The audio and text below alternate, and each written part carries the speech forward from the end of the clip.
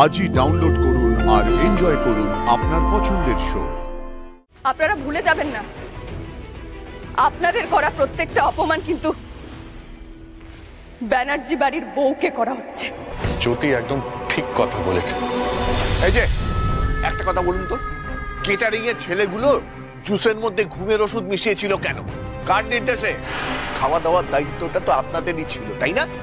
আর catering এর অর্ধেক ছেলে পালালো কেন? আপনি কি বলতে চাইছেন ঠিক বুঝতে পারছি না। আমার দিদিকে সকাল থেকে খুঁজে পাওয়া যাচ্ছে না। বিয়ের আগে লাস্ট দেখেছিলাম আমি আমার দিদিকে, তারপর থেকে কোনো খোঁজ নেই ওর। আর এদিকে আপনারা আমাদের ব্লেম করে যাচ্ছেন। অদ্ভুত তো। কি বলতে চাইছো কি তুমি? তুমি কি আমাদের সবার উপর দোষ চাপাতে চাইছো নাকি?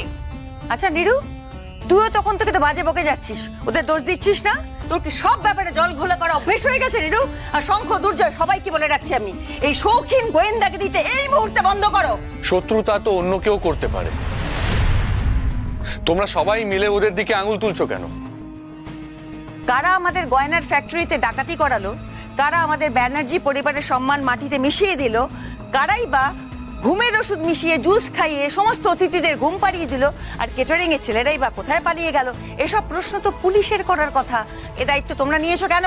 আর এই মাত্র তো শুনলে ওরাও নিজেরাও জানতো না যে পুলিশগুলো নকল ছিল, ওদের কাছে সেরকম ইনফরমেশন তো ছিল না। এক্স্যাক্টলি। আর আমরা জানবোই বা কি করে বলুন? আমরা তো এখানকার কেউ নই, আমরা তো বাইরে থেকে এসেছি। ইনফ্যাক্ট আমরা তো আপনাদেরও চিনতাম না, তাই না? আমরা শুধুমাত্র লোকজনকে টাকা দিয়েছি, তাদের সবকিছু অ্যারেঞ্জ করতে বলেছি, রিসর্টটা বুক করেছি, ব্যাস দ্যাটস ইট, আর কিচ্ছু না। এর পরেও যদি কোনো খোঁজ খবর নেওয়ার থাকে তাহলে প্লিজ আপনারাই নিয়ে নিন। বারবার প্রত্যেকবার কিছু হলেই আগে আপনারা আমাদের দোষারোপ করেন। আপনাদের মায়া মমতা বিবেক বলে কিচ্ছু নেই, তাই না? একটু একটু কেমন করে না আপনাদের বারবার আমাদের উপর দোষারোপ করতে। অদ্ভুত, আমার অবাক লাগে ভাবতে। অথচ স্বামী অচ্যুতানন্দজি, আমাদের কুলপুরোহিত, এত বছর ধরে আমাদের পাশে আছেন, তাকে সন্দেহ করছেন। উনি যে অন্য একজন শত্রুর কথা বললেন, তার কথা কারোর একবারও মনে পড়ছে না। গয়না পাওয়া যাচ্ছে না বলে তো হইচই পড়ে গেছে সারা বাড়িতে। তাহলে এখনো আমি হইচই শুরু করি?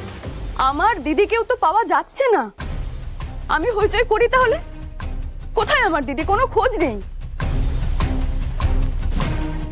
আর এই যে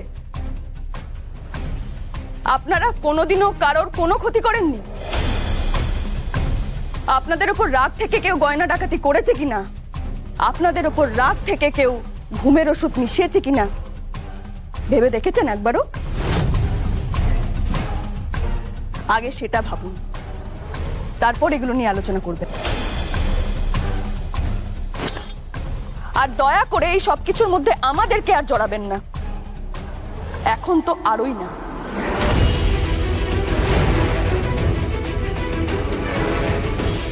আপনারা ভুলে যাবেন না, আপনাদের করা প্রত্যেকটা অপমান কিন্তু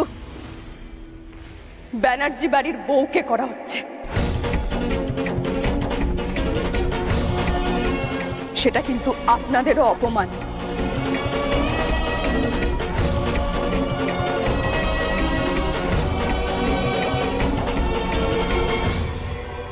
জ্যোতি একদম ঠিক কথা বলেছে।